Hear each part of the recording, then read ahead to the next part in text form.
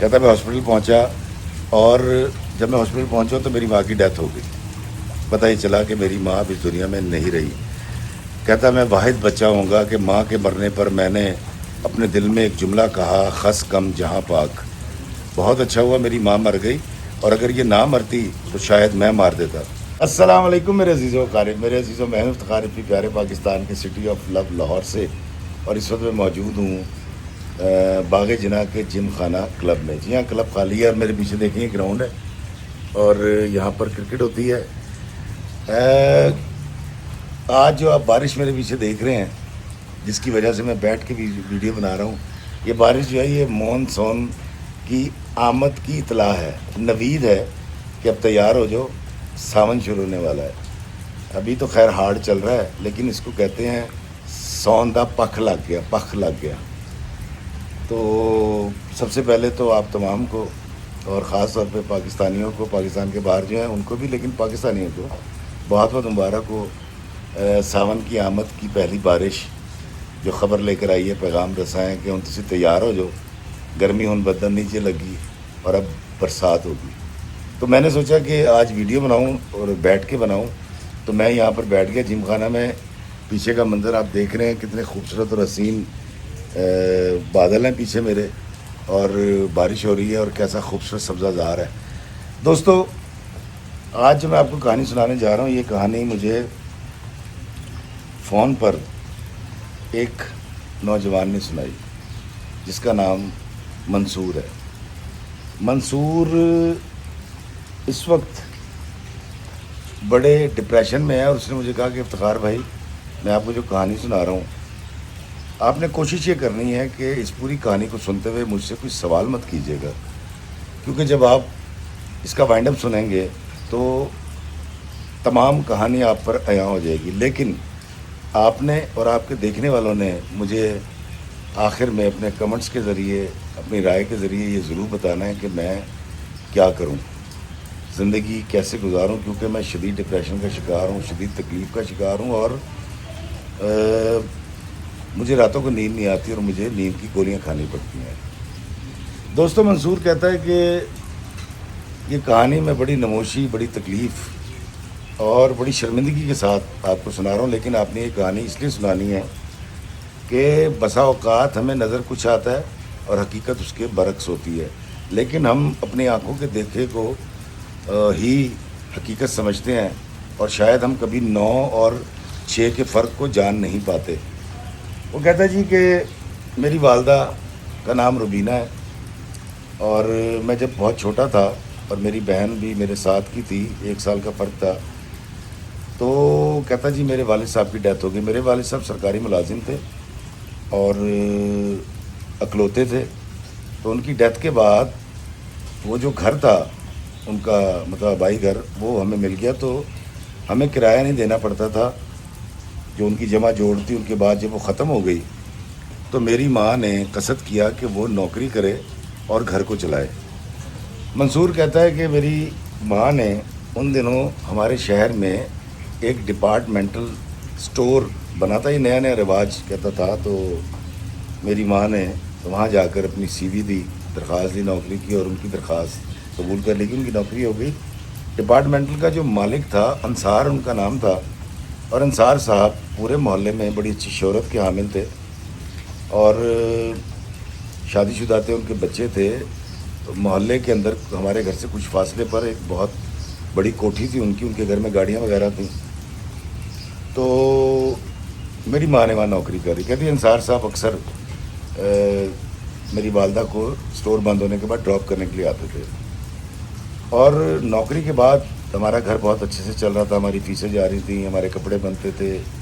اور میری ماں صبح جاتی تھی تقریباً 9-10 بجے، اور پھر وہ رات کو 10:30-11:30 بجے واپس آتی تھی. عموماً یہ ہوتا تھا کہ روٹین بن چکی تھی کہ ماں کھانا پکا کے رکھ جاتی تھی، ہم کھا کے دونوں بہن بھائی سو جاتے تھے، اور پھر جب صبح جاگتے تھے تو ماں کی مدھر اور پیاری آواز سے جاگتے تھے، اور ہماری ماں میں ناشتہ کرا کے اسکول بھیج دیا کرتی تھی. کہتے ہیں افتخار صاحب، ایک دن میں سو رہا تھا اور میری آنکھ کھل گئی. میں نے خواب دیکھا تھا، میں ڈر گیا تھا، اور میں بھاگ کے جب اپنی ماں کے کمرے میں گیا تو وہاں پر میں نے ایک ایسا منظر دیکھا جو کسی صورت کا تھا، میں آپ کو بتا نہیں سکتا، لیکن منصور صاحب کہتے ہیں کہ میری والدہ انصار کے ساتھ ایک ایسی حالت میں میں نے دیکھا کہ میری والدہ کو اس حالت میں نہیں ہونا چاہیے تھا. کہتا میں خوفزدہ ہو گیا، میں چھوٹا تھا، کہتا 6 سال کا یا 7 سال کا تھا، اور میں واپس بھاگ کے آیا، اپنے بستر میں لیٹا، روتا رہا اور پھر سو گیا. کہتا اس دن کے بعد میری ماں جب ہمیں اٹھاتی، اسکول بھیجتی، پیار کرتی، تو مجھے میری ماں بری لگنے لگی.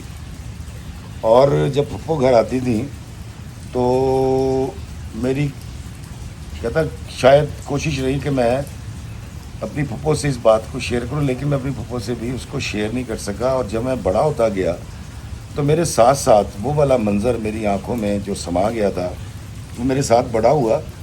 اور جب میرے شعور نے باقاعدہ طور پہ کام کرنا شروع کیا تو مجھے پھر سمجھ آئی کہ انصار اور میری والدہ کا یہ جو تعلق ہے یہ کسی بھی صورت شرعی نہیں ہے اور قانونی نہیں ہے.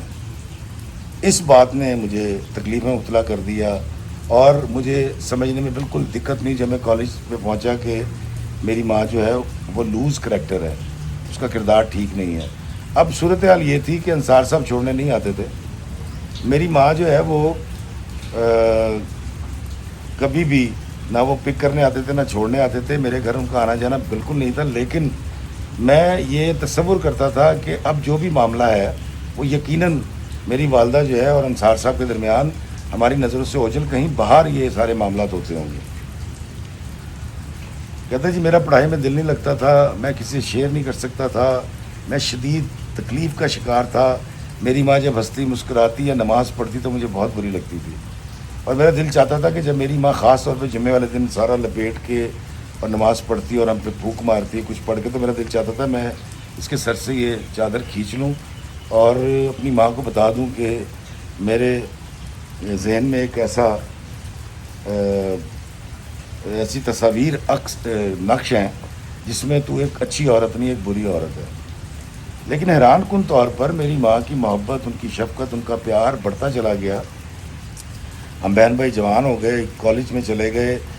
میں نے یہ ٹسل شروع کر دی کہ ماں نے جب کہنا کہ یہ کپڑے پہن لو تو میں وہ کپڑے نہیں پہنتا تھا. عید والے دن اپنی مرضی کے کپڑے لاتا تھا. کئی بار میں نے کپڑے اور جوتے کاٹ دی جو میری ماں لے کر آئی تھی صرف اس کو تکلیف دینے کے لیے. میں اپنی ماں سے ڈسکس نہیں کر سکتا تھا. وہ مجھ سے پوچھتی تھی کہ بیٹا تجھے کیا ہوا، تو مجھے بتا، اس سے شیئر کر. لیکن افتخار صاحب یہ صورتحال ایسی تھی، میں اپنی ماں کو کیسے کہتا کہ میں نے کیا دیکھ رکھا ہے، یا یہ پوچھتا کہ وہ کیا تھا. کہتا میں خاموش ہو گیا. مجھے نظر آتا تھا کہ مجھ سے میری ماں کی محبت بڑھتی جا رہی ہے، لیکن میرے دل میں میری ماں کی نفرت بڑھتی جا رہی تھی. دوستو منصور کہتا ہے کہ ایک دن میری پھپھو جو ہیں وہ میری ماں سے ملنے آئیں اور انہوں نے تاکید کی کہ تم گھر سے باہر جاؤ، مجھے تمہاری ماں سے کوئی بات کرنی ہے. میری بہن کو اوپر والے پورشن میں بھیج دیا گیا اور میں باہر جانے کے بجائے وہیں کان لگا کے کھڑا ہو گیا دروازے کے پاس. جب پھپھو کو یہ تشفی یا تسلی ہو گئی کہ میں جا چکا ہوں تو انہوں نے میری ماں سے کہا کہ تمہارے بارے میں محلے میں چہمہ گوئیاں ہو رہی ہیں اور ہم عرصے سے سن رہے ہیں اور ہم تنگ آ چکے ہیں. تو میری ماں نے کہا کہ میں نے کیا تو اس نے کہا جی کہ تم انصار کے جو سٹور ہے وہاں سے نوکری چھوڑ دو. تو میری ماں نے کہا اگر میں نوکری چھوڑ دوں گی تو بچے کون پالے گا، بچے کیسے پلیں گے، گھر کا گزارا کیسے ہوگا، بجلی کا بل کیسے جائے گا. تو میری پھپھو نے کہا کہ دراصل لوگ یہ کہتے ہیں کہ تمہارا اور انصار کا کوئی چکر چل رہا ہے اور یہ کوئی بات اچھی نہیں ہے. تمہارا بیٹا جوان ہے، تمہاری بیٹی جوان ہے، اور میں کیونکہ تمہارے مرحوم بھائی کی مرحوم شوہر کی بہن ہوں تو میں تمہارے آگے درخواست کرتی ہوں. تو میری ماں نے بجائے ان سے لڑنے کے یا ریئیکشن کرنے کے صرف اتنا کہا کہ آپا لوگوں کو باتیں کرنے دیں، یہ باتیں کرتے رہیں گے، لیکن میں آپ کو یقین دلاتی ہوں میں نے زندگی میں کبھی آپ کے بھائی کے مرنے کے بعد نہ کچھ ایسا کیا ہے اور نہ ہی میں کروں گی. میری پھپھو ان کو سمجھاتی نہیں، لیکن وہ میری پھپھو کو سمجھاتی نہیں. لیکن جو میں سن رہا تھا مجھے اپنی ماں کا اتنے ٹھنڈے لہجے میں بات کرنا اور بار بار یہ کہنا کہ نہیں غلط فہمی ہے اور غلط فہمی دور ہو جائے گی اور ایسا کچھ نہیں ہے، مجھے نہیں سمجھ آئی. اور مجھے یقین ہو گیا اس بات کا کہ میری ماں اور انصار کا کوئی سلسلہ ہے. کہتا اکثر میں نے اسٹور پہ آنے بہانے جانا شروع کر دیا. کبھی میں کوئی سامان لینے چلا جاتا اور میں کبھی پیسے مانگنے چلا جاتا اپنی ماں سے.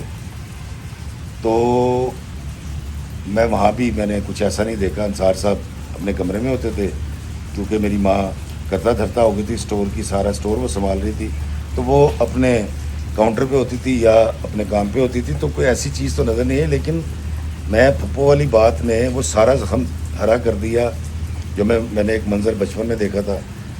کہتا افتخار بھائی میں نے اپنی ماں سے بدتمیزی شروع کر دی, اور اس درجے کی بدتمیزی شروع کر دی کہ میں آپ کو بیان نہیں کر سکتا. کہتا میں برے برے لفظ استعمال کرنے لگ گیا اس کے لیے, اور میری ماں مجھے کہتی تھی کہ تم نے جو کہنا ہے کھل کے کہو, مجھ سے بات کرو بیٹا, تم میرے بیٹے ہو. لیکن مجھ سے کہا نہیں جاتا تھا, تو میں اس بات کو کرنے کے بجائے بدتمیزی پر اکتفا کرتا تھا اور میری کچھ دیر کے لیے تشفی ہو جایا کرتی تھی. کہتا یہ سارا معاملہ چل رہا تھا, میری بہن ڈسٹرب ہو رہی تھی, وہ مجھ سے پوچھتی تھی کہ تم اماں کے ساتھ اتنی بدتمیزی کیسے کر سکتے ہو, تمہیں بھائی شرم آنی چاہیے, ہماری ماں نے ہمیں پالا ہے, پوسا ہے, جوان کیا ہے, ہمارے باپ کے بعد ہمیں یہاں تک پہنچایا ہے. تو میں اس کو بتانا نہیں چاہتا تھا. میں اپنی بہن کو کیا بتاتا کہ میرے دماغ میں کیا چل رہا ہے. منصور کہتا ہے کہ ایک دن میری ماں نے بتایا. اچھا منصور صاحب کہتے ہیں میں تو اپنی ماں سے بہت برا رویہ رکھتا تھا, لیکن میری ماں بالکل روٹین کے اندر سارے کام کرتی تھی جو مجھے کھلتا تھا اور برا لگتا تھا کہ یار کتنی بری ماں ہے میری. اور گھر میں یہ ایسے رہتی ہے, تسبیح پڑھ رہی ہوتی ہے, قرآن پاک بھی پڑھ رہی ہوتی ہے, اور رمضان آتے روزے بھی رکھتی ہے, پھر محرم آتے تو نیاز بھی بانٹتی ہے, تو یہ کیسی عورت ہے. تو میں یہ سمجھتا تھا یہ اس نے ایک بہروپ دھار رکھا ہے, ایک سوانگ رچایا ہے میری ماں نے. کہتا ایک دن میری ماں نے ناشتے مجھے بتایا کہ آج میں جا رہی ہوں پنڈی, کیونکہ وہاں پر میری ایک سہیلی ہے اور ان کی ڈیتھ ہو گئی ہے, تو 3-4 دن میرے وہاں لگیں گے. میری دیرینہ ایک سہیلی ہے, میری والدہ کی ایک سہیلی پسور میں ہوتی تھی اور ایک پنڈی میں ہوتی تھی, تو وہ ان سے اکثر فون پہ بات بھی کیا کرتی تھی. میری ماں چلی گئی پنڈی. منصور کہتا ہے کہ میں شک میں مبتلا تھا. اپنی ماں کے پنڈی جانے کے بعد میں انصار صاحب کے اسٹور پہ گیا اور میں نے پتہ کیا تو پتہ چلا کہ انصار صاحب شہر سے باہر ہے. کہتا ہے مسلسل 3 دن جاتا رہا, 3 دن یہی جواب ملا کہ انصار صاحب شہر سے باہر ہے. چوتھے دن کہتا رات کا وقت تھا اور مجھے نیند نہیں آ رہی تھی اور میں بڑا پریشان تھا کہ انصار بھی غائب ہے اور میری ماں بھی غائب ہے. تو میرے واٹس ایپ کے اوپر میرے دوست نے مجھے کچھ تصاویر بھیجی. وہ 3 تصاویر تھیں مختلف جو ہے جگہوں کی, جس میں میری ماں اور انصار صاحب مری میں گھوم رہے تھے. کہتا میں نے اپنے دوست کو فون کیا اور میں نے صرف اس کو اتنا کہا کہ یار دیکھو تم اس بات کا پرچار نہ کرنا. اس نے کہا نہیں یار تم میرے دوست سے میں نے کیا بتانا, لیکن اپنی ماں کو سمجھاؤ یار, اس کو شرم آنی چاہیے, اپنی عمر دیکھے اور اپنا مقام دیکھے اور حرکتیں دیکھے وہ کیا کر رہی ہے. کہتا مجھے بہت غصہ چڑھا, میں بڑا تیش میں تھا, ساری رات سویا نہیں. اگلے دن میری ماں پنڈی سے واپس آ گئی کیونکہ وہ کہہ کے گئی تھی پنڈی گئی ہوں. کہتا میرا دل چاہ رہا تھا کہ میں یا خود کو ختم کر لوں یا اپنی ماں کی جان لے لوں. کہتا افتخار بھی میں نے بڑی مشکل سے اپنے آپ کو کنٹرول کیا اور میں نے اس دن اپنی ماں سے صرف اتنا پوچھا مجھے یہ بتائیے کہ آپ اپنی سہیلی کے مرنے پہ گئی تھیں یا مری سیر کرنے گئی تھیں. کہتے میری ماں ایک دم چونک گئی, اس کا جو رنگ ہے وہ فک ہو گیا اور چہرے پہ پسینہ آ گیا. اس کو سمجھ آ گئی تھی کہ وہ پکڑی گئی ہے. کہتا جی میری ماں نے مجھے کہا کہ بیٹا میرے پاس بیٹھو, میں تمہیں ساری تفصیل بتاتی ہوں کہ معاملہ کیا ہے. کہتا میں نے اپنی ماں کا ہاتھ جھٹکا, غصے سے بولا جو میرے منہ میں آیا. کہتا افتخار بھائی اللہ تعالیٰ مجھے معاف کر دے, میں نے جو منہ میں آیا اپنی ماں کو کہا اور میں بڑے غصے سے گھر سے باہر چلا گیا. اور اس کے بعد میں نے یہ روٹین بنا لی کہ میری ماں جب بھی کوئی صفائی پیش کرنے کی کوشش کرتی, کچھ بھی کہنے کی کوشش کرتی, میں اس کو سنتا نہیں تھا, شور میں چاہتا تھا, اس کا سامنا نہیں کرتا تھا اور گھر سے باہر چلا جاتا تھا یا اپنے کمرے میں جا کے سو جایا کرتا تھا. منصور کہتا ہے کہ ان دنوں میرے گھر کے سامنے ایک لڑکی رہتی تھی, عطیہ اس کا نام تھا, اور اکثر وہ چھت پر آ جایا کرتی تھی, میں بھی اپنی ٹیرس پہ ہوتا تھا. کہتا اس سے میری دوستی ہو گئی اور ہم فون پہ بات کرنے لگے اور مجھے اس سے محبت ہو گئی. اور یہ سلسلہ جب شروع ہوا تو مجھے کچھ تھوڑی سی تشفی ہوئی, تسلی ہوئی, سہارا ملا, میرا ڈپریشن کم ہوا. لیکن عطیہ مجھ سے پوچھتی تھی کہ تم اتنے پریشان کیوں ہو جاتے ہو یا ایک دم سے ہائپر کیوں ہو جاتے ہو, تو میں اس کو کچھ بتاتا نہیں تھا. میں اس کو کیا بتاتا کہ میری ماں جو ہے وہ ایک بری عورت ہے. تو جب معاملہ آگے بڑھا اور میں نے ماسٹرز کر لیا تو میں نے اپنی ماں سے کہا کہ آپ عطیہ کے گھر جائیں اور اس کا رشتہ مانگیں میرے لیے. میری ماں نے مجھے کہا کہ وہ لوگ ہمیں رشتہ نہیں دیں گے. میں نے کہا آپ جائیں تو صحیح. میری والدہ جو ہے وہ گئی ہیں عطیہ کے گھر رشتہ لے کے اور وہاں سے منہ لٹکا کے واپس آ گئی. میں نے اپنی ماں سے پوچھا کیا ہوا, تو انہوں نے کہا کہ انہوں نے رشتہ دینے سے انکار کر دیا ہے اور یہ رشتہ نہیں ہو سکے گا. میں نے عطیہ کو فون کیا, میں نے کہا عطیہ کیا مسئلہ ہوا ہے؟ تو عطیہ نے کہا کہ میری ماں کا یہ کہنا ہے کہ تمہاری ماں کا کردار ٹھیک نہیں ہے اور ہم تمہیں رشتہ نہیں دے سکتے. تو اگر تم چاہو تو میں تم سے کورٹ میرج کر سکتی ہوں, لیکن میرے ماں باپ اس لیے نہیں مانیں گے کہ میرے ماں باپ کو اس بات کا یقین ہے کہ تمہاری ماں اور انصار صاحب کے درمیان کوئی تعلق ہے, کوئی آشنائی ہے, تو اس لیے ہمارا رشتہ نہیں ہو سکے گا. منصور کہتا ہے کہ مجھے بہت افسوس ہوا, میں بہت تیش میں چلا گیا اور بجائے اس کے کہ میں کوئی قدم اٹھاتا, میں نے مناسب یہ سمجھا کہ میں پاکستان سے باہر چلا جاؤں. کہتا ہے میرے ماموں دبئی میں ہوتے تھے, میں نے اپنے ماموں سے ریکویسٹ کی اور ان سے کہا کہ آپ مجھے دبئی بلا لیں. کہتا میرے ماموں نے مہربانی کی اور مجھے دبئی بلا لیا. میں دبئی چلا گیا اور میں نے عطیہ سے تعلق ختم کر دیا تھا اور میں کوشش یہ کر رہا تھا کہ میں یہاں رہوں, کبھی پاکستان واپس نہ جاؤں. میری بہن سے بات ہوتی تھی, عطیہ سے بات ہونی بند ہو گئی تھی. لیکن ایک دن عطیہ کی مجھے کال آئی, میں نے نہ چاہتے ہوئے کال ریسیو کی. تو عطیہ نے مجھے بتایا کہ رات کو تقریباً 12 بجے کے قریب انصار صاحب تمہارے گھر آ جاتے ہیں اور فجر سے پہلے چلے جاتے ہیں. تو یہ والی بات جب مجھے پتہ چلی تو میں اس قدر تکلیف میں آ گیا اور مجھے اس قدر غصہ آیا کہ میری ماں نے اپنی حرکتیں نہیں چھوڑیں. دوستوں باہر میں اس لیے آ گیا ہوں کہ وہاں پر کچھ لوگ آ گئے ہیں. اب میں اس ویڈیو کو کسی اور جگہ پہ جا کے اس کو کمپلیٹ کرتا ہوں. دوستوں بارش سے بچنے کے لیے لوگ یہاں پر آ رہے ہیں تو ان کی وجہ سے ڈسٹربنس ہو رہی ہے. میں نے اس لیے ویڈیو روک دیا تھا. تو میں اس کو کمپلیٹ کرتا ہوں اور میں پہلے دیکھ لوں کہ مجھے کھڑا کہاں ہونا ہے, اس کی وجہ یہ بہتر ہے. تو دوستوں منصور کہتا ہے کہ میری تکلیف اس وقت بڑھ گئی جب مجھے عطیہ نے یہ بتایا کہ ابھی تک وہ سلسلہ چل رہا ہے جو میں نے بچپن میں دیکھا تھا اور اس میں شدت آ گئی ہے.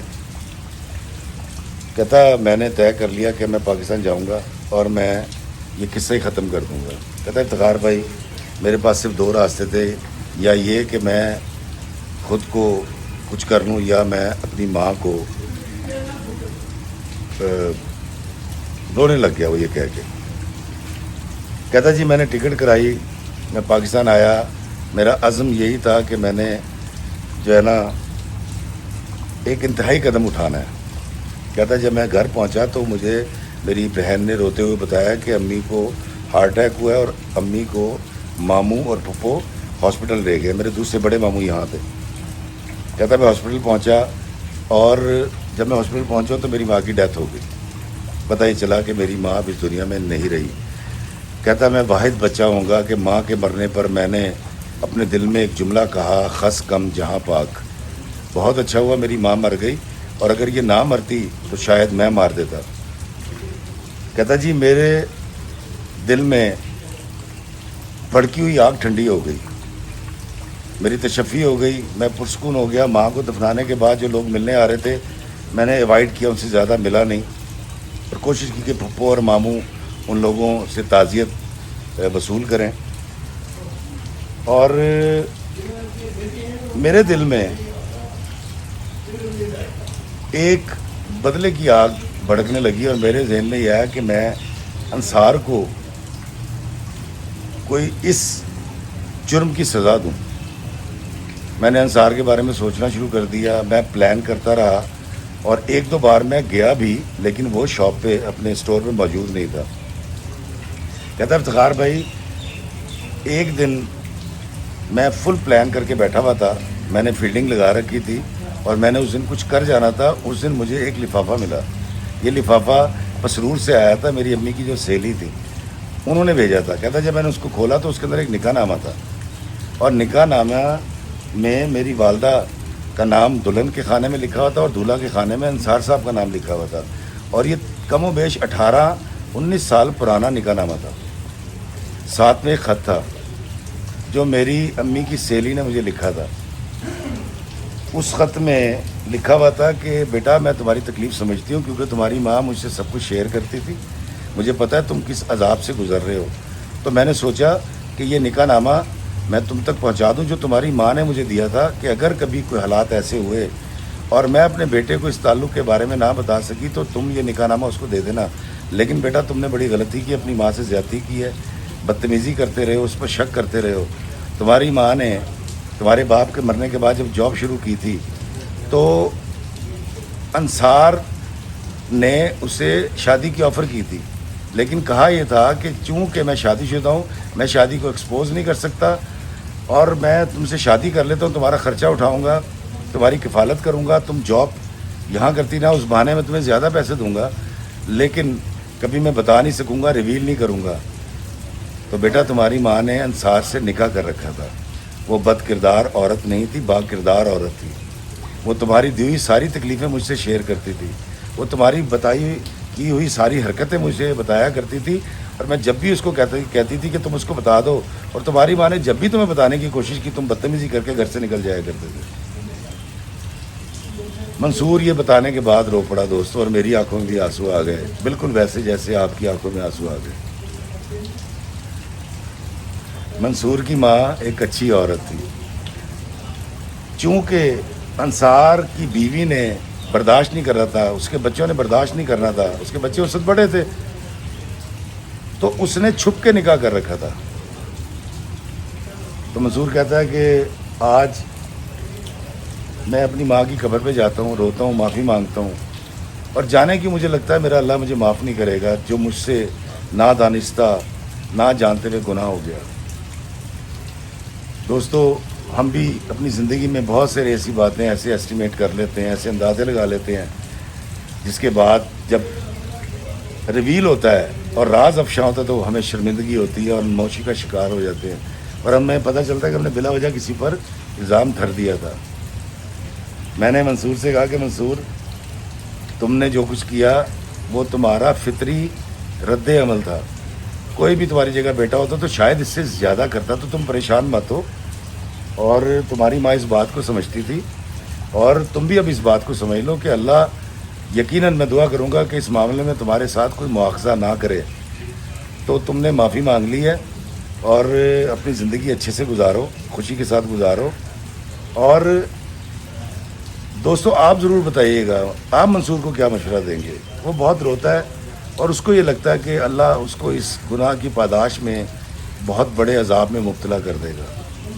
لیکن منصور ایک بات کہہ رہا تھا کہ افتخار صاحب لوگوں سے کہیے گا کسی پر انگلی اٹھانے سے پہلے, کسی پر الزام دھرنے سے پہلے, کسی پر تہمت لگانے سے پہلے ثبوت لے کر آیا کریں. ثبوت جب آپ کے پاس ہوں تو تب تہمت دھریں. میری طرح منہ اٹھا کر ایک منظر کو دیکھنے کے بعد ساری زندگی کو عذاب مت بنا لیں, کیونکہ میں نے یہ غلطی کی ہے تو میں نہیں چاہتا کہ یہ غلطی اب کسی اور سے بھی سرزد ہو. دوستوں مجھے ضرور بتائیے گا کہ آج کی کہانی آپ کو کیسی لگی, اپنی رائے سے ضرور آگاہ کیجیے گا. مجھے دیجیے اجازت اس دعا کے ساتھ کہ اللہ ہمیں آسانیاں عطا فرمائے اور آسانیاں تقسیم کرنے کا شرف عطا فرمائے. آمین. السلام علیکم ورحمۃ اللہ وبرکاتہ.